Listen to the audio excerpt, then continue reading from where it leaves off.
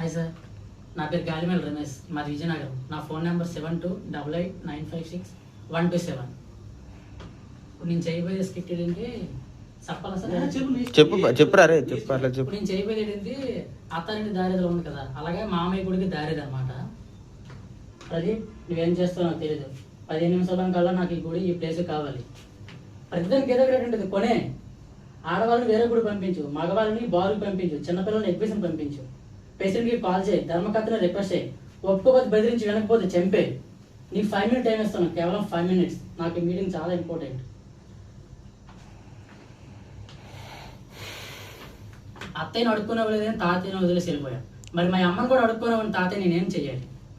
10 రోజుల నుంచి గుడి దగ్గర పప్ప చెప్పలు ఏరుకుంటుంటుంది నువ్వు కాదా? దాన్ని నిన్నెంత ద్వేషించాలి, ఆయనంత ద్వేషించాలి. కానీ అలా చేయలేదే. చిన్నప్పటి నుంచి తాతయ్యతో కలిసి అడుక్కున్న కొబ్బరి చెప్పలు తింటూ పెరిగా. ఇప్పుడు కూడా ఆయన చెప్పాడనే, నీతో కలిసి అడుక్కుంటున్నా, నువ్వు అడిగినప్పుడు నా కొబ్బరి చెప్ప కూడా నీకే ఇచ్చేస్తున్నా.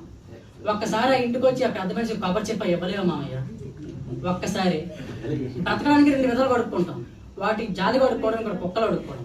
ఫస్ట్ మేము ఎంచుకున్నాం, 2వది నువ్వు ఎంచుకున్నాం. ఒక్కసారి మా దారిలోకి వచ్చి అడుక్కోలేవు మామయ్య. ఒక్కసారి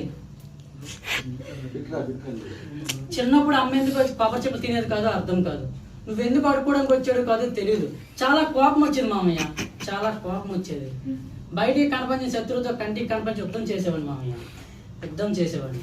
బాగుండడం అంటే బాగా అడుక్కోవడం కాదు మామయ్య, నలుగురితో ఉండడం, నవ్వుతో అడుక్కోవడం. అందుకే నేను ఎంత అడుక్కున్నావు నువ్వు లేనట్టు అలానే ఉండిపోయింది. ఇప్పటికీ అడుక్కున్నప్పుడల్లా గుడి దగ్గర నీ కోసం 2 మెట్లు, తుప్పు పట్టుకునే కంచాన్ని అలానే ఉంచాం మామయ్య, అలానే ఉంచాం. నువ్వు ఒక్క మాట చెప్పు, నీ ప్లేస్లో ఎవరిని అడుక్కోకని చూస్తాం.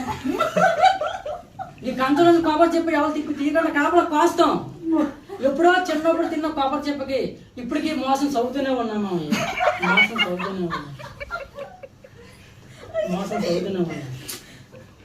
వీలైతే క్షమించు లేదా శిక్షించు. అందుకే నీకు కూడా గుడి దగ్గర 2 మెట్లు, తుప్పు పట్టుకున్న కంచం ఉందని గుర్తించు మామయ్య, గుర్తించు.